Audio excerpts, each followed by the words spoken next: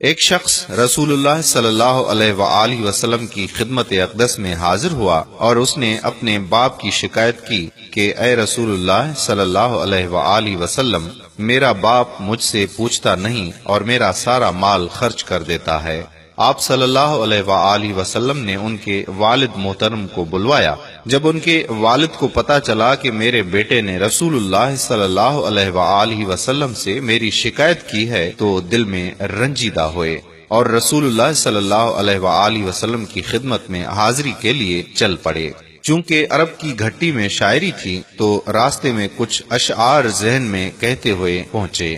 ادھر بارگاہ رسالت صلی اللہ علیہ وآلہ وسلم میں پہنچنے سے پہلے حضرت جبرائیل علیہ السلام آپ صلی اللہ علیہ وآلہ وسلم کی خدمت اقدس میں حاضر ہوئے اور فرمایا کہ اللہ سبحانہ تعالیٰ نے فرمایا ہے کہ ان کا معاملہ بعد میں سنیے گا، پہلے وہ اشعار سنیں جو وہ سوچتے ہوئے آ رہے ہیں۔ جب وہ حاضر ہوئے تو آپ صلی اللہ علیہ وآلہ وسلم نے فرمایا کہ آپ کا مسئلہ بعد میں سنا جائے گا، پہلے وہ اشعار سنائیے جو آپ سوچتے ہوئے آئے ہیں۔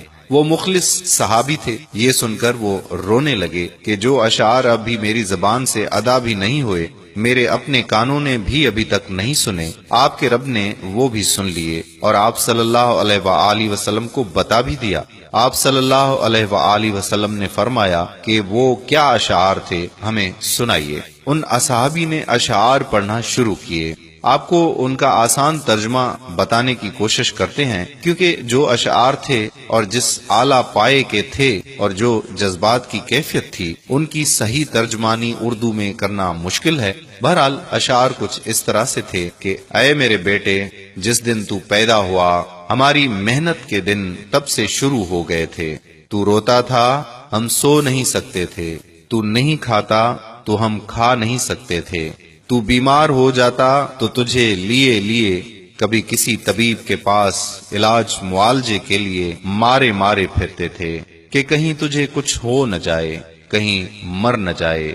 حالانکہ موت الگ چیز ہے اور بیماری الگ چیز ہے۔ پھر تجھے گرمی سے بچانے کے لیے میں دن رات کام کرتا رہا کہ میرے بیٹے کو ٹھنڈی چھاؤں مل جائے۔ ٹھنڈ سے بچانے کے لیے میں نے پتھر توڑے، تغاریاں اٹھائیں کہ میرے بچے کو گرمی مل جائے۔ جو کمایا تیرے لیے، جو بچایا تیرے لیے، جو کمایا تیرے لیے، جو بچایا تیرے لیے، تیری جوانی کے خواب دیکھنے کے لیے میں نے دن رات اتنی محنت کی کہ اب میری ہڈیاں تک کمزور ہو گئی ہیں، لیکن تو کڑیل نوجوان ہو گیا ہے۔ پھر مجھ پر خزاں نے ڈیرے ڈال لیے، لیکن تجھ پہ بہار آ گئی۔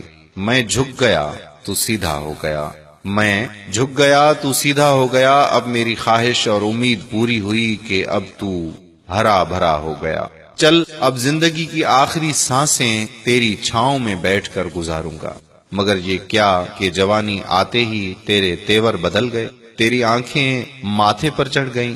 تو ایسے بات کرتا ہے کہ جیسے میرا سینہ پھاڑ کر رکھ دیتا ہے۔ تو ایسے بات کرتا ہے کہ کوئی غلام سے بھی ایسے نہیں کرتا۔